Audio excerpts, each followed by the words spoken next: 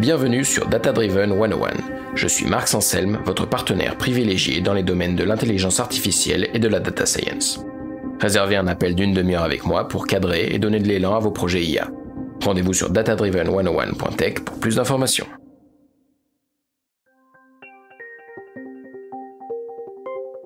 C'est un des premiers cas justement d'études que j'ai pu faire quand j'ai intégré le staff de l'équipe de France, où le coach était parti sur l'a priori du fait qu'au-delà de 30 secondes de séquence de possession, on avait un risque plus important de perdre le ballon. Et donc du coup, il avait donné une règle qui était de se déposséder du ballon par du jeu au pied au-delà de 30 secondes.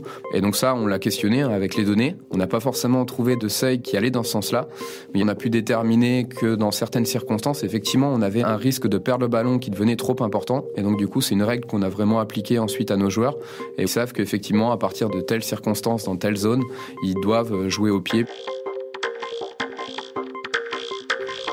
Bonjour et bienvenue sur Data Driven 101, le podcast qui s'intéresse aux applications concrètes de la data dans toute leur diversité.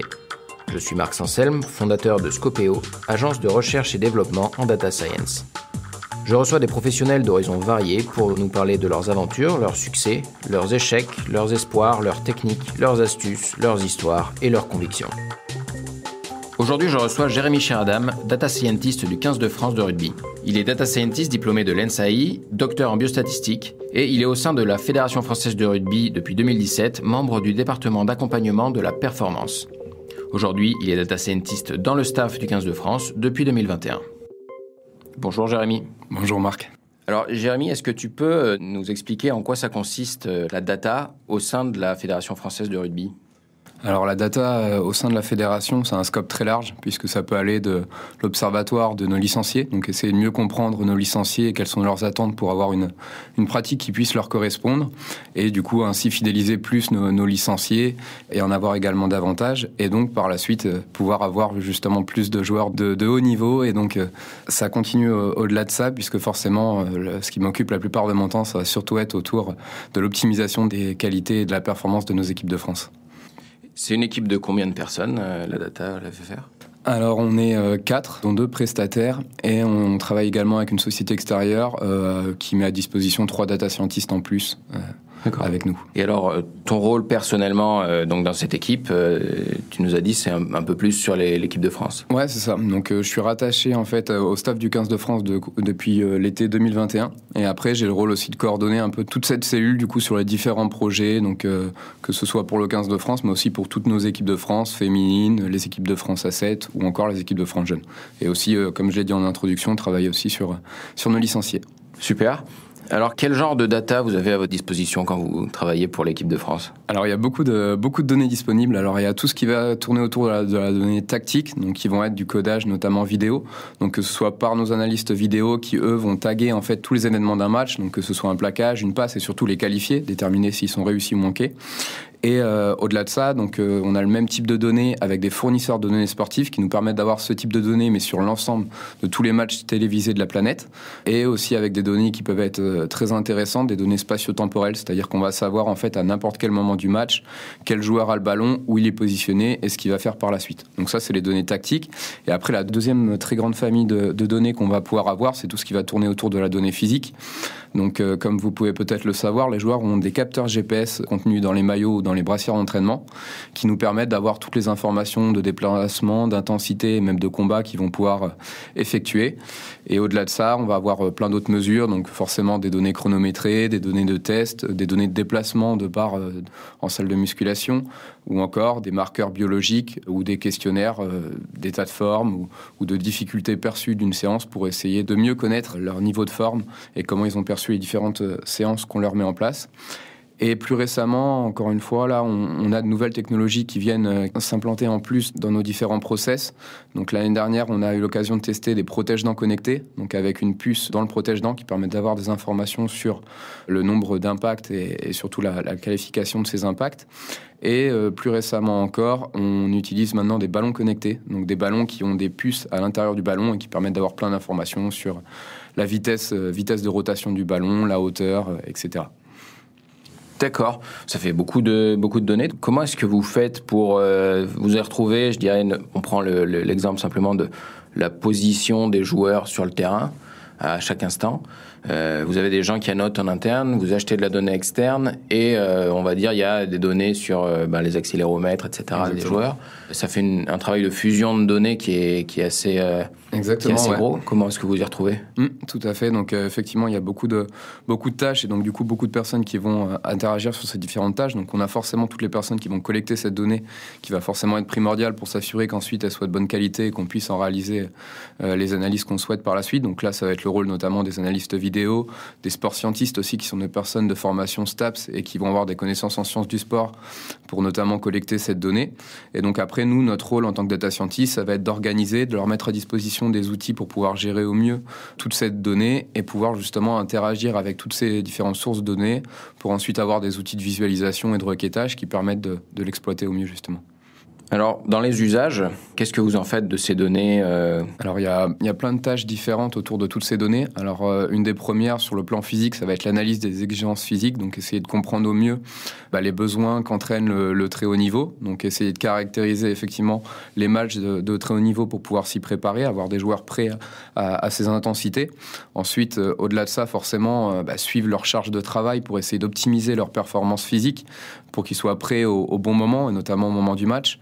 Forcément, de par ce côté-là, c'est aussi limiter leur risque de blessure. Donc ça va dans le même sens. Et après, tout ce qui va être autour de l'observation plus de nos joueurs et du jeu. Donc forcément, une tâche de scouting, de détection des forts potentiels ou des joueurs à sélectionner pour les équipes de France. Et ce qui m'occupe aussi beaucoup, donc l'analyse du jeu, essayer notamment d'analyser que ce soit notre équipe ou surtout l'adversaire pour préparer le prochain match et ensuite avoir un retour forcément sur la performance, qu'elle soit tactique ou physique. D'accord, alors si on prend un exemple, on pourrait commencer par la performance physique.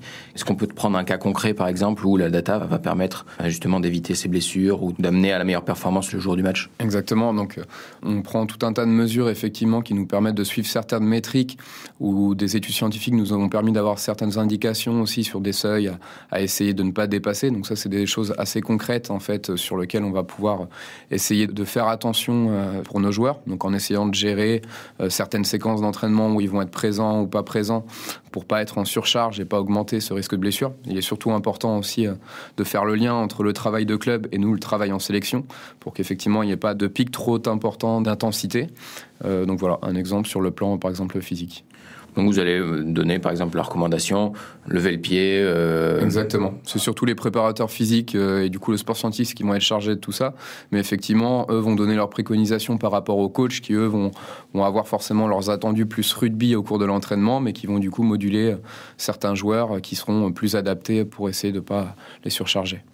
Ok. Et alors du coup, côté plutôt analyse du jeu, quel genre d'analyse est-ce qu'on peut faire avec la data qui va être utile au coach ? Ouais, je peux avoir un exemple justement très concret. Donc c'est un des premiers cas justement d'études que j'ai pu faire quand j'ai intégré le staff de l'équipe de France, où le coach était parti sur l'a priori du fait qu'au-delà de 30 secondes de jeu, enfin de 30 secondes de séquence de possession, on avait un risque plus important de perdre le ballon. Et donc du coup forcément de créer un déséquilibre et d'être dans une situation défavorable.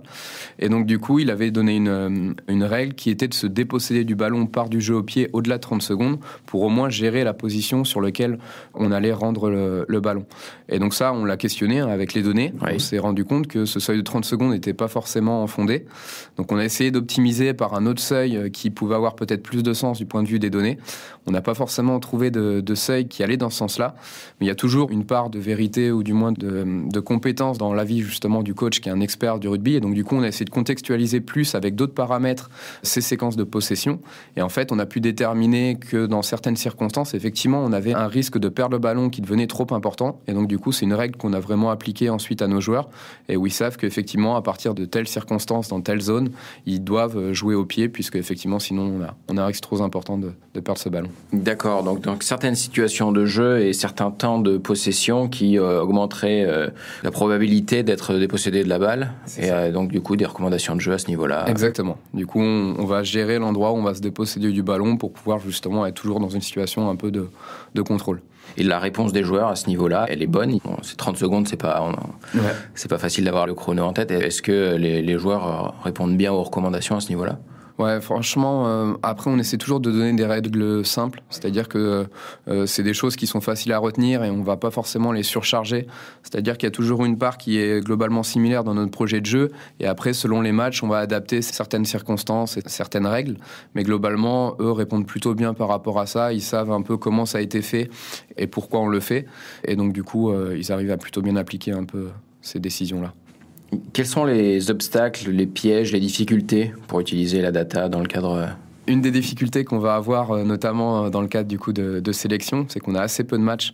Et donc du coup, c'est assez facile au final de tirer des chiffres qui ne sont pas forcément significatifs et qui peuvent juste vouloir confirmer une impression. Donc j'essaie vraiment, d'autant qu'on ne travaille pas forcément avec des experts de la donnée au quotidien, donc on travaille avec des experts notamment surtout du rugby, donc de leur faire prendre conscience un peu de cette notion de significativité et du fait d'avoir un volume suffisant de données pour que les chiffres sur lesquels les chiffres qu'on va sortir vont pouvoir être vraiment des appuis à une prise de décision. Oui, on a envie de voir quelque chose dans les données et donc si on n'a pas beaucoup de points, on va trouver la bonne question pour y répondre favorablement et se conforter dans notre idée, quoi. Ouais, exactement. Ça peut être le risque, effectivement. On arrivera toujours à trouver un chiffre qui peut aller dans le sens auquel on veut donner, mais justement, j'essaie de veiller à ce qu'effectivement les chiffres qu'on va avoir et sur lesquels on va s'appuyer pour prendre des décisions puissent être vraiment fondés et sur lesquels on peut vraiment leur faire confiance. Globalement, comment est accueilli l'usage de la data par le staff et puis par les joueurs ? Alors, pour commencer par le staff, forcément, chaque personne, et notamment chaque coach, a des appétences différentes à la data. Donc, on a un sélectionneur, notamment Fabien Galtier, qui est très moteur sur l'utilisation de la donnée. Après, on essaie de s'adapter aux différentes personnes du staff. Il y en a certains qui vont effectivement en vouloir un peu moins, mais du coup, on va s'adapter pour que ça puisse lui être utile quand même. Et après, de manière plus générale, au sein du staff, on a aussi beaucoup de personnes qui ont quand même un background plutôt scientifique. Donc, qui sont des personnes qui sont assez convaincues déjà de l'utilisation de leurs données, par exemple, pour avoir des retours objectifs sur certaines actions qu'ils peuvent mettre en place.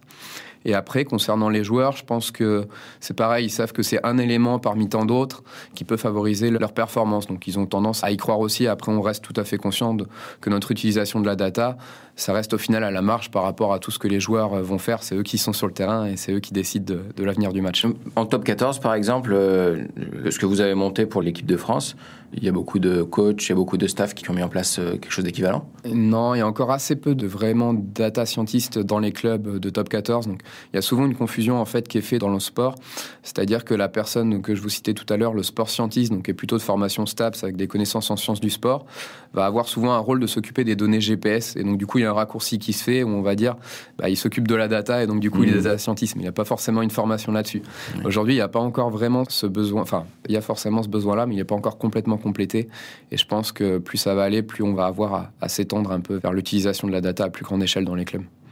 Alors, à quel point la data définit ou aide à définir le plan de jeu ? Alors, concernant le plan de jeu, effectivement, ça en fait partie. C'est-à-dire que forcément, on s'appuie surtout sur notre projet de jeu, ce qu'on applique depuis un certain nombre de matchs, fait notamment sur des analyses vidéo et l'expertise des coachs. C'est la première chose. Ensuite, on va s'adapter forcément à notre adversaire. Donc, selon des choses qu'on va pouvoir identifier de par, encore une fois, la vidéo ou aussi par la donnée, on va pouvoir justement identifier certains KPI avec la data. Et la data va aussi permettre, par certaines méthodes, de définir en fait des objectifs à réaliser sur ces différents KPI. Donc, il va nous permettre de déterminer à partir de quand, effectivement, on a plus de chances d'avoir une bonne performance. Donc la data sert vraiment justement à définir ces objectifs-là. Est-ce qu'on peut prendre un exemple de KPI et de seuil, par exemple ? Un des exemples sur l'utilisation des KPI, c'était effectivement de déterminer, par exemple, sur le nombre de fautes. On a déterminé qu'à partir au-delà de 4 fautes, on avait une probabilité de victoire qui diminuait assez fortement. Et donc du coup, on a réussi à trouver ce seuil-là par certaines méthodes qui nous permettent justement de définir de manière objective avec les données ces différents seuils. Et pour le recrutement, est-ce que c'est quelque chose qui est utile, la data, par exemple ? On va dire le recrutement sur le long terme, voilà, les joueurs qui sortent des espoirs et compagnie, et puis même la sélection du prochain match, quoi. Est-ce que c'est quelque chose qui est utilisé, la data, pour faire ses choix ? Alors, la donnée, elle est disponible, c'est-à-dire qu'on la met à disposition des coachs ou des personnes, effectivement, sur la détection des jeunes à potentiel. On analyse beaucoup de données, il y a beaucoup de choses qui sont faites par nos analystes vidéo. Donc, cette donnée est disponible. Après, elle n'est pas forcément utilisée de façon quotidienne. C'est surtout l'expertise des coachs qui va déterminer cette sélection, mais des fois, on va s'appuyer sur la data quand même pour pouvoir comparer certains joueurs sur des critères précis. Les coachs savent qu'ils ont à disposition ces données-là. Après, eux décident s'ils veulent l'utiliser ou non. Dans le cadre d'un match en particulier, Donc là, on approche du tournoi destination, par exemple. À quel point est-ce que vous allez cruncher la data spécifique à un adversaire avant chaque match ? Qu'est-ce que vous faites de spécifique à chaque adversaire ? Forcément, il y a beaucoup de travail en préparation de nos prochains matchs, donc depuis quelques mois maintenant. En fait, toutes les données vont être recodées, tous les matchs vont être recodés par nos analystes vidéo, qui vont définir aussi des actions en lien avec notre projet de jeu, donc qui nécessitent une vraie expertise de leur part, pour ensuite pouvoir analyser avec la donnée la performance de ces équipes et leur façon de jouer, essayer d'identifier leurs points forts et leurs points faibles. Au-delà de ça, une fois qu'on a réalisé nos rapports un peu qu'on peut faire de manière hebdomadaire, en fait, qui sont assez identiques d'un adversaire à l'autre, on va toujours avoir au cours de la semaine une analyse plus poussée, puisqu'au final, on a un travail un peu d'artisan. On va essayer de continuer à chercher des fois de très longues heures de travail sans forcément de résultats, mais continuer à chercher des petits indicateurs qui peuvent nous aider à essayer d'accompagner les joueurs pour gagner le match. Et après, même en live, on va aussi collecter des informations, donc avec un certain petit délai, on va avoir les données qui vont s'agrémenter, sur lesquelles on pourra éventuellement appuyer certaines décisions. En live, ça va être quoi, par exemple ? Ça va être aujourd'hui, ils sont pas bons au pied, aujourd'hui, ils sont pas bons en touche ? Ouais, ça peut être des choses comme ça, hein. Sur des côtés individuels, on a des stats individuelles, des stats collectives, mais on a surtout des stats qui vont être en lien avec notre projet de jeu, sur certaines combinaisons qu'ils vont faire, est-ce qu'ils vont réellement appliquer ce qu'on s'attendait ce qu'ils fassent. Après, aujourd'hui, au final, c'est quand même assez peu utilisé, puisque c'est assez difficile. Au final, on n'a pas toujours le regard suffisant pour avoir des choses significatives vraiment sur le match qui nous permettent de prendre des décisions en deuxième mi-temps, d'autant que les joueurs vont changer, etc. Donc c'est assez peu utilisé, mais il y a plein d'indicateurs du moins qui peuvent servir en termes d'appui et de prise de décision. Donc notamment, je vais avoir par rapport aux différents KPI qu'on a pu lister au cours de la semaine, à n'importe quel moment, je vais savoir comment on se situe par rapport au moment du match sur ces différents KPI, et donc pourquoi pas éventuellement faire un retour aux joueurs à la mi-temps. Et sur l'équipe en général, le style de jeu, est-ce qu'on peut avoir un exemple concret pareil de qu'est-ce qui caractérise une équipe plutôt qu'une autre, un style de jeu plutôt qu'un autre ? Quel est le retour que vous pouvez faire au staff ? Exactement, donc il y a plein d'indicateurs qu'on va regarder, hein. Ça va être le nombre de jeux au pied, le nombre de passes que chaque joueur va faire entre deux rugs, donc entre deux regroupements de joueurs, et notamment surtout les différentes combinaisons. C'est vrai que le rugby, ça peut paraître assez chaotique comme ça quand on le regarde uniquement de manière un peu débutante, on va dire, à la télé, mais en fait, il y a beaucoup de choses qui sont structurées. Donc les différentes combinaisons de passes, nous, on va leur donner un nom, et donc du coup, essayer de caractériser comment les équipes vont jouer plus ou moins sur certaines combinaisons que d'autres équipes. Ça va nous permettre de mieux décrire un peu leur façon de jouer et de se préparer au prochain match. D'accord, donc vous regardez un peu ce qu'ils ont l'habitude de faire, et alors entre eux, je dirais un premier temps de jeu et un 15e temps de jeu, est-ce que vous arrivez encore à avoir suffisamment de données, suffisamment d'analyses pour donner des recommandations encore au 15e temps de jeu ? Alors forcément, tout ce qui est sur les premiers temps de jeu, c'est beaucoup plus programmé, donc effectivement, c'est des choses qui sont beaucoup plus faciles à décrire. Plus on va avancer dans le jeu, plus effectivement, ce sera plus complexe, mais il y a toujours des phases indirectement au cours même d'une même séquence où on va retrouver en fait le début d'un nouveau circuit, comme on va appeler, et donc du coup, une nouvelle combinaison qui va se mettre en place, et là, on aura évalué effectivement ce qu'ils font, et surtout ce qu'ils font qui fonctionne bien, et au contraire, ce qui fonctionne moins bien, et surtout ce que leur adversaire fait contre eux, qui va bien fonctionner ou moins bien fonctionner. Donc ça nous permet vraiment d'avoir des indications avec la data. Après, au-delà de ça, on va surtout ajouter à chaque fois de la vidéo pour essayer de comprendre ce qui a pu faire la différence ou non sur certaines séquences, et avoir des choses plus fines qui ne sont pas forcément réellement mesurées par la data. Et donc sur la vidéo, vous avez les coordonnées XY de chaque joueur. Vous êtes capable de dire là où il y a un espace de tant de mètres. Exactement. D'accord. Quelle est la longueur de passe sur tel type de cellule, pour savoir ensuite, selon leur longueur de passe, là où nous, on va positionner nos joueurs par rapport à ça. Donc on essaie de toujours essayer d'anticiper, après toujours en donnant des règles quand même simples pour les joueurs pour qu'ils puissent retenir forcément tout ça, mais au moins il y a plein de choses qui sont un peu prévues. Après, ce qui est aussi intéressant, c'est au-delà de tout ce qu'on va anticiper, quelle place on va donner aussi à l'intelligence du jeu des joueurs, l'intelligence collective qu'ils vont pouvoir avoir, c'est-à-dire des fois il va falloir qu'ils sortent du projet de jeu, puisque l'important ça va être le jeu au final. S'il y a un espace qui s'ouvre, même si on avait prévu de faire autre chose, il va falloir aller dans l'espace, et donc du coup c'est ça, c'est à la fois faire la part des choses entre ce qui est programmé et ce qui est prévu, et surtout ce que le rugby nous amène à faire. Oui, finalement, c'est quand même beaucoup d'analyse de ce qui est mal fait, plus que d'analyse de ce qui est bien fait, non, dans ce que j'ai l'impression d'entendre. Il y a un peu des deux, c'est-à-dire que forcément, on va toujours avoir tendance à chercher les points faibles de l'adversaire, c'est toujours ce qu'on va essayer de voir, mais on se pose aussi forcément des questions sur leurs points forts, leurs forces, et donc du coup, pour savoir justement peut-être certaines choses qu'on fait habituellement, contre eux, ça va être difficile à mettre en place, et donc du coup, on pourra trouver une alternative.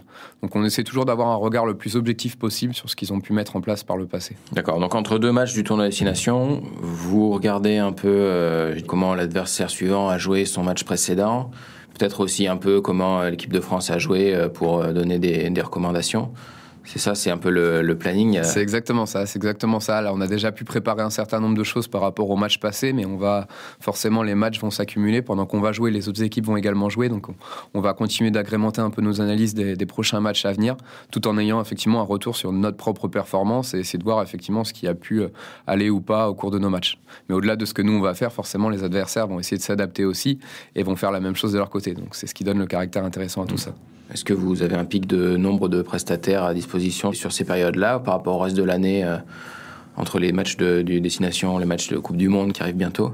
Alors, on n'a pas forcément beaucoup plus. Là, on va effectivement avoir un stagiaire en plus sur cette période-là, mais c'est pas forcément sur des sujets urgents. On a la chance en sélection quand même d'avoir des périodes vraiment qui sont très intenses, effectivement, avec ces matchs de l'équipe de France où du coup on est tout le temps sur le pont à travailler, d'autres périodes où on a un peu plus de temps et donc du coup là où on développe et on prend de l'avance pour justement pouvoir être effectif sur les périodes importantes. Mais on n'a pas forcément de besoin de ressources humaines en plus. Alors au rugby, comme dans beaucoup d'autres sports, il y a un arbitre qui est humain et qui du coup réagit différemment d'une personne à l'autre. Est-ce que vous vous intéressez à lui en termes de data, en particulier quand vous préparez un match arbitré par tel arbitre? Est-ce que vous vous intéressez à son style d'arbitrage? Exactement. Donc pour certaines équipes, on a aussi développé des fiches d'arbitre en fait où on sait en fait ce qu'il a tendance à sur ou sous-siffler par rapport aux autres arbitres, donc qui nous permettent de donner des points d'attention un peu particuliers. Il y a également des visios qui sont organisées avec les arbitres, qui permettent aussi de discuter sur des choses aussi qu'on a pu voir. Et donc du coup, ça nous donne tout un tas en gros d'indications pour préparer le prochain match et surtout des points d'attention pour les joueurs où on sait que certains peuvent être plus attentifs à certaines règles plus qu'à d'autres. Quel avantage compétitif donne la data aujourd'hui à une équipe qui l'utilise ? Elle permet, dans le cadre effectivement de cette analyse du jeu notamment, de mieux décrire l'adversaire. C'est-à-dire qu'on connaît tout sur ce qu'ils ont pu faire au préalable, sur les matchs passés. Donc ça nous permet de nous préparer au mieux par rapport à ce qui a été fait. Après, sur l'analyse de nos joueurs, et notamment par exemple de leurs exigences physiques, ça permet vraiment d'essayer d'optimiser au plus possible leur qualité. Et sur les autres équipes nationales, grandes équipes nationales de rugby, est-ce que tu as une idée de quel est leur staffing, quelles sont leurs méthodes ? C'est assez difficile parce qu'au final, comme c'est nos concurrents, c'est assez flou d'en savoir plus sur effectivement leur staff à ce niveau-là. Je pense qu'on avait beaucoup de retard encore il y a quelques années par rapport à ça, notamment par rapport aux cultures anglo-saxonnes qui sont toujours assez en avance sur l'utilisation des données. Je pense qu'on a probablement rattrapé notre retard vis-à-vis de ça, mais on sait qu'il y a aussi d'autres équipes qui se structurent en termes de data. Après, pour savoir leur utilisation précise de cette donnée, on n'a pas vraiment plus d'informations. Quelle est ta plus grande déconvenue avec la data ou qu'est-ce que tu regrettes de ne pas avoir fait autrement aujourd'hui ? Je pense que ce qu'on aurait pu faire différemment, c'est notamment au travers de toutes nos équipes de France. On a voulu proposer des solutions qui pouvaient correspondre un peu à toutes, des solutions un peu globales, mais le risque de faire quelque chose de trop global, c'est qu'au final, ça correspond à personne. Et donc, du coup, quand tu dis toutes les équipes de France, c'est hommes, femmes, espoirs. Exactement, hommes, femmes, les équipes de France jeunes, donc moins de 20, moins de 18, moins de 19. On a aussi nos équipes de France A7, qui sont des équipes de France olympiques, donc forcément avec une pratique différente. Et donc, du coup, on est beaucoup plus aujourd'hui dans la personnalisation des besoins à chaque staff. Donc forcément, chacun a des appétences différentes, une vision du rugby aussi différente et aussi des contraintes différentes. Certains vont avoir un seul analyste, d'autres vont en avoir 3 ou 4. Donc forcément, ils vont avoir une approche différente autour de la donnée. Et donc aujourd'hui, on essaie vraiment de personnaliser au plus possible les besoins de notre cellule en fait de data pour essayer de les accompagner chacun dans leur projet de performance. Si tu dois recruter un autre data scientist dans l'équipe, qu'est-ce que tu attendrais pour rejoindre l'équipe de France de rugby ? On est déjà une bonne quantité par rapport notamment à ce qu'il peut y avoir dans les autres équipes. Mais effectivement, nous, ce qui est important en tant que data scientist, c'est vraiment de savoir être adaptable. Parce qu'au final, le sport de très haut niveau, c'est vraiment de l'adaptation. Et donc, du coup, il faut pouvoir s'adapter aux différentes contraintes qu'on va avoir, que ce soit par rapport aux différentes personnes avec lesquelles on va travailler, par rapport aux horaires aussi, qui peuvent être aussi très diverses et variées. Et une grosse quantité de travail qui est aussi nécessaire par rapport à ça. Et après, plus ça va, plus on acquiert de l'expérience, on se rend compte un peu des différentes aussi compétences qu'on va mettre en place aussi sur le terrain qui vont pouvoir leur être réellement utiles. Et donc du coup, c'est vraiment pouvoir s'adapter à cet environnement qui est quand même un environnement assez particulier. Le data scientist, il voyage avec l'équipe?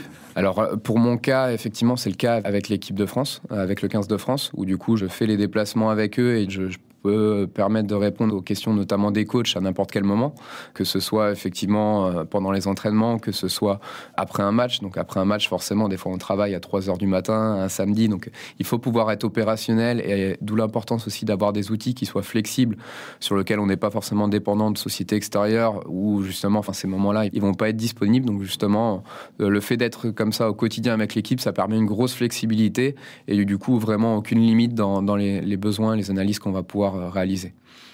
Alors, il y a certains sports qui sont très data-driven depuis longtemps. Hein. On pense au film Moneyball sur le baseball. Est-ce qu'il y a des sports qui s'y prêtent plus que d'autres, selon toi ?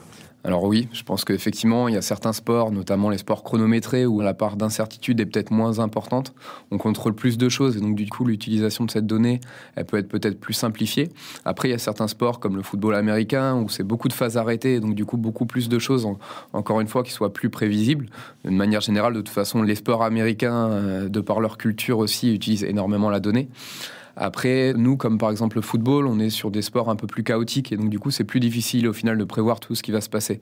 On utilise la data forcément pour essayer de réduire cette part d'incertitude, mais il y a toujours des difficultés qu'on va pouvoir avoir. Après, le football se développe beaucoup, notamment grâce au vidéo tracking. Donc en fait, eux, ils ont la position de chaque joueur à n'importe quel moment du match. Ça, c'est des choses que nous, on n'a pas encore à disposition et sur lesquelles, du coup, on est encore aujourd'hui limité dans notre utilisation de la data.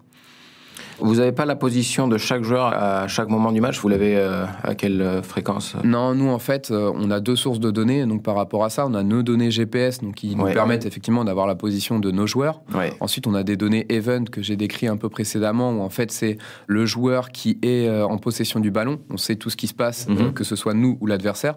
Par contre, on n'a pas les positions de tous nos adversaires. Là, on n'a pas de moyens. Là, ça passe uniquement par de la vidéo, par de la reconnaissance d'images via la vidéo. Et donc aujourd'hui, assez récemment, c'est disponible dans le football. Nous, dans le rugby, il y a eu des tests, il y a eu des choses de fait, mais en fait, c'est assez difficile parce que les algorithmes en fait perdent l'identification des joueurs à chaque phase de regroupement. Et dans le rugby, il y a énormément de phases de regroupement, et donc du coup, ça nécessite un très gros recodage manuel qui, au final, du coup, est pas mis en place notamment par les fournisseurs de données.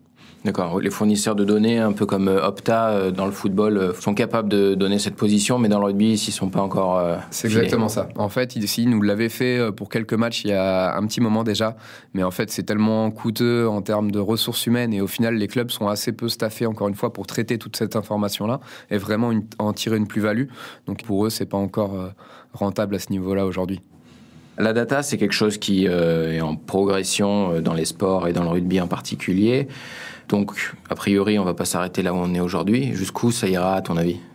Ouais, c'est assez complexe de toujours essayer de prévoir ce qui va se passer à l'avenir, mais je pense qu'effectivement, il y a certainement des choses qui vont se développer, notamment pour connaître de mieux en mieux en temps réel l'état de forme de nos joueurs, essayer d'améliorer aussi la prévention des blessures. Donc il y a certainement plein de capteurs, on peut le voir notamment maintenant avec les protège-dents connectés. Enfin, il y a plein d'informations et de mesures qui sont recueillies en live sur les joueurs, et donc je pense que là-dessus, ça pourrait être une part d'information intéressante. Après, sur ce que j'évoquais exactement juste avant aussi, sur le vidéo tracking, je pense qu'on arrivera aussi à lier certains freins qu'on peut avoir aujourd'hui et qui permettront justement d'exploiter ce type de données. Nous, on travaille notamment avec le CEA, le Commissariat de l'énergie atomique, pour essayer de développer notre propre méthodologie vis-à-vis de ça. Donc ça, c'est aussi une source potentielle d'analyse future qui pourront être très intéressantes. Oui, j'ai l'impression que dans tous les usages que tu nous donnes, il y en a une partie finalement qui pourrait être standardisée, presque productisée et donnée à toutes les équipes de rugby, sur la prévention des blessures, ce genre de choses. Finalement, il y a peut-être une partie des analyses que vous faites qui sont très spécifiques aux joueurs que vous avez, au staff, au style de jeu, etc. et que vous devez refaire à chaque fois. Et puis peut-être qu'il y a des analyses qui pourraient être packagées et être vendues à un moment donné à plein d'équipes sous forme d'un logiciel. Exactement, donc ça dépend des problématiques qu'on va avoir, mais notamment par exemple pour les blessures, ça c'est une tâche assez importante puisqu'on a pu voir notamment au cours de ma thèse qu'à l'échelle d'un club, c'est toujours difficile en fait d'avoir suffisamment de données pour tirer des conclusions qui puissent être généralisables et vraiment utilisables pour tous les clubs. Et donc c'est là où il y a des opportunités là-dessus, notamment de par un observatoire médical du rugby. Aujourd'hui, on a levé une limite qui pouvait être présente auparavant, c'est qu'aujourd'hui tous les clubs de top 14 et toutes les équipes de France ont la même solution GPS, ce qui permet de faciliter le partage de données et du coup qui pourrait potentiellement permettre des analyses sur l'ensemble de ces clubs et cette fois-ci donner des vraies indications notamment pour comprendre mieux la relation entre charge de travail et risque de blessure pour pouvoir essayer justement de sortir des analyses intéressantes et donner des vraies préconisations qui peuvent être disponibles à l'ensemble des clubs. Après, pour d'autres analyses plus sur le jeu, effectivement, il y a certaines choses qui pourraient être améliorées. Après, ça reste toujours un travail d'expert et c'est toujours assez complexe de donner des règles uniques pour chaque match. Bien sûr. Est-ce que tu as une anecdote à nous partager sur ton travail de data scientist dans l'équipe de France ? Ouais, je peux avoir une anecdote. Effectivement, dans les précédents matchs, là, les derniers qu'on a pu faire, notamment par exemple le match de l'Australie. Donc en fait, comme tous les matchs, on essaie de prévoir tout ce qui va se passer, notamment par rapport aux données qu'on a pu avoir antérieures. Et donc par exemple, sur l'Australie, on avait déterminé qu'ils allaient très peu jouer au pied, parce qu'effectivement, ça ne faisait pas partie de leur style de jeu.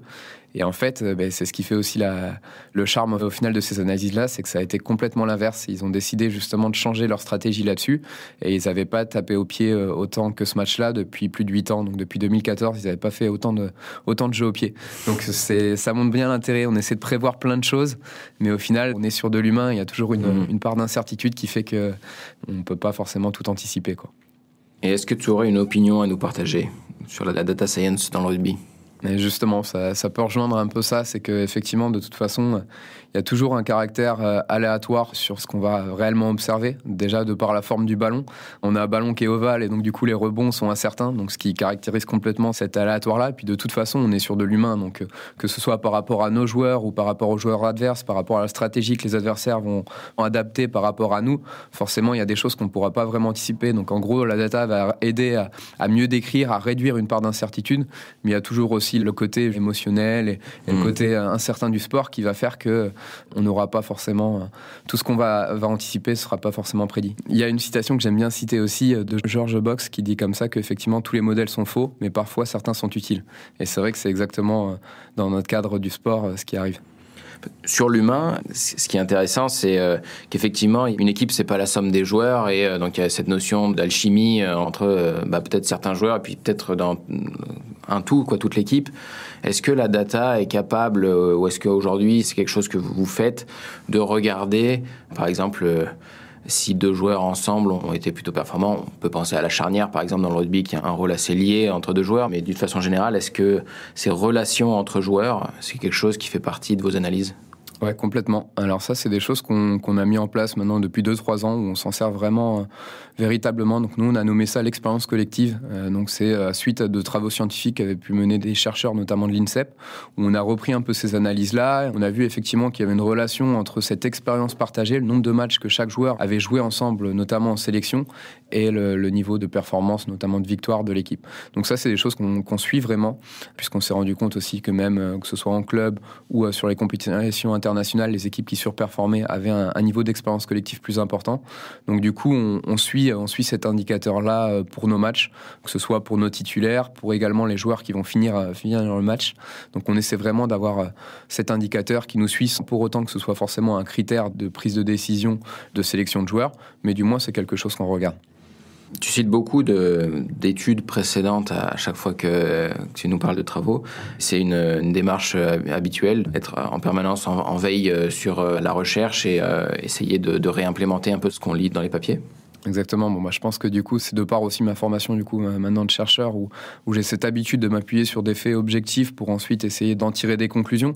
Mais on essaie toujours effectivement de s'appuyer sur des choses qui ont déjà pu être observées ou encore une fois sur les données pour donner des orientations. Mais après, ce qui est bien différent au final entre un travail de thèse et un travail au quotidien avec une équipe, c'est que la démarche forcément, elle est hyper importante dans les deux cas. Mais on va me faire confiance forcément pour le staff pour avoir la meilleure démarche pour trouver les conclusions.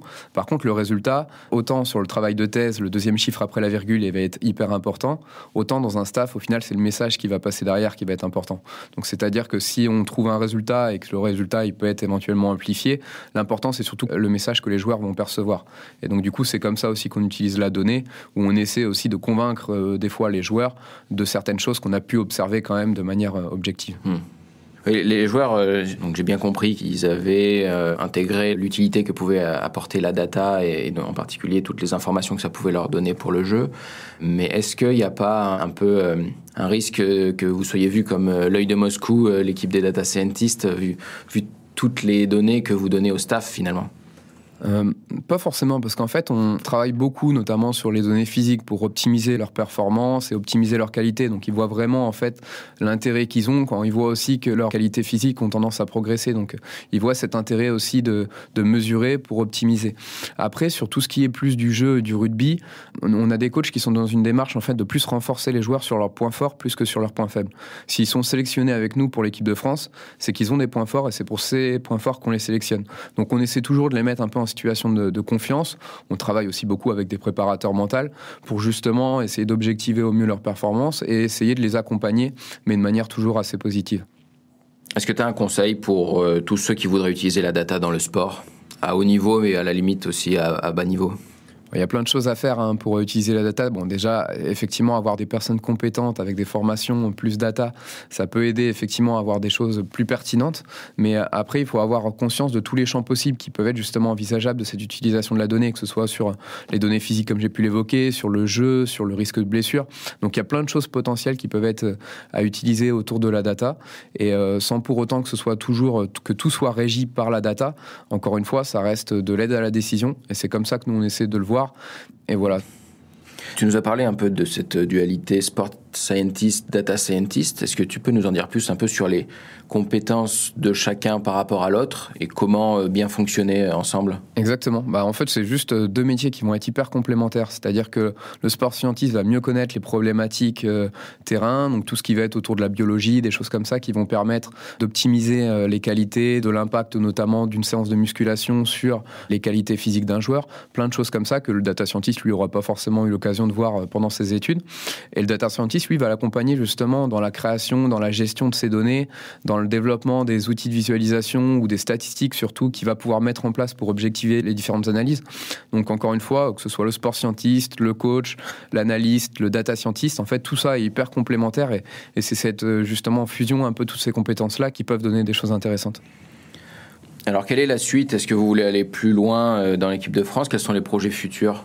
Alors des projets, il y en a toujours plein. Pour ce qui est de l'équipe de France, je vais essayer de continuer à analyser au mieux un peu les prochains adversaires en essayant de prévoir différents scénarios, puisqu'on voit qu'effectivement les équipes s'adaptent de plus en plus à notre style de jeu et donc du coup ce qu'on prévoit est de moins en moins vrai. Donc on va essayer d'étudier de plus en plus ce qui peut réellement passer en étant plus flexible dans nos analyses. Après, on a plein d'autres sujets, que ce soit sur la détection des joueurs, essayer d'identifier notamment ce qui fait que les joueurs vont avoir tendance à réussir et à atteindre le très haut niveau. Et encore, ce que j'ai pu évoquer tout à l'heure sur les blessures, essayer de rassembler un peu toutes les données qui sont aujourd'hui présentes pour pouvoir mener des études scientifiques pour essayer de réduire le risque de blessure. D'accord, merci beaucoup Jérémy. Merci Marc. Vous venez d'entendre Jérémy Cheradam, data scientist du 15 de France, dans Data Driven 101. Merci d'avoir écouté. Si vous avez aimé et que vous voulez nous soutenir, n'hésitez pas à vous abonner à la chaîne, à liker et à partager. La semaine prochaine, je recevrai Valentin Geffrier, data scientist chez Spotify, pour nous parler de data et de musique. À très vite.